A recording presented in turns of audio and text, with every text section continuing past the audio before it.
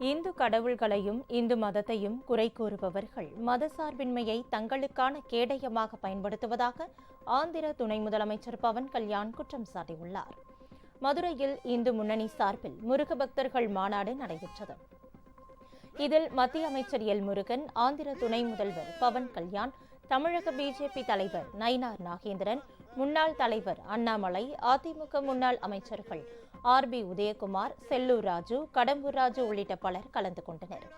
இந்த மாநாட்டில் இந்து சமய அறநிலையத்துறையிடமிருந்து கோவில்களை மீட்க வேண்டும், ஆபரேஷன் சிந்தூர் நடவடிக்கையை வெற்றிகரமாக நடத்திய பிரதமர் மோடிக்கு பாராட்டு தெரிவிப்பது உள்ளிட்ட 8 தீர்மானங்கள் நிறைவேற்றப்பட்டன. மாநாட்டில் பேசிய பவன் கல்யாண், இந்துக்களையும் இந்து கடவுள்களையும் எதிர்ப்பதுதான் நாத்திகவாதிகளின் வாடிக்கையாக உள்ளதாக கூறினார். எதிர்ப்புகளை தாண்டி சென்றால்தான் வெற்றி பெற முடியும் என்றும் தெரிவித்தார். எல்லோரையும் சமமாக பார்ப்பதுதான் அறம். இந்துக்களை சீண்டி பார்க்காதீர்கள், சாது மிரண்டால் காடு கொள்ளாது என்றும் பவன் கல்யாண் குறிப்பிட்டார். ஒரு கிறிஸ்தவராக இருக்கலாம், ஒரு முஸ்லிமாக இருக்கலாம்.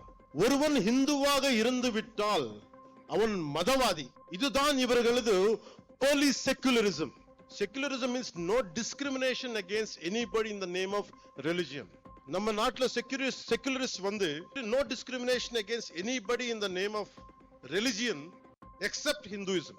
உங்கள் நம்பிக்கையை நாங்கள் கேள்வி கேட்கவில்லை, அதே நாகரிகத்தை நீங்கள் கடைபிடியுங்கள்.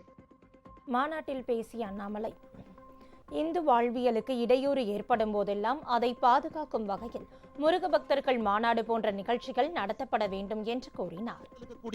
எதற்கு தமிழகத்தில் 2 சட்டங்கள் இருக்கிறது. இந்துவுக்கு ஒரு சட்டம், இந்து மதத்தை சாராதவர்களுக்கு இன்னொரு சட்டம். எதற்கு என்பதை கேட்பதற்காக மதுரை மண்ணில் என்று கொண்டிருக்கின்றோம். அன்பு சொந்தங்கள், எனக்கு தெரியும் 2026 தேர்தலுக்கு இது சம்பந்தம் இல்லை என்றாலும் கூட மக்களுக்கு நிதி வேண்டாம், சாமி வேண்டும் என்பதை முடிவு செய்து விட்டார்கள்.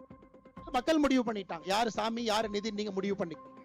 அதனால இது அரசியலுக்காக கிடையாது. இது ஒரு மிக முக்கியமாக நாம் இந்த கூட்டத்திலே ஒன்றாக சேர்ந்திருப்பது நம்முடைய வாழ்வியல் முறையை மீட்டெடுப்பதற்காக, கேள்வி எழுப்புவதற்காக.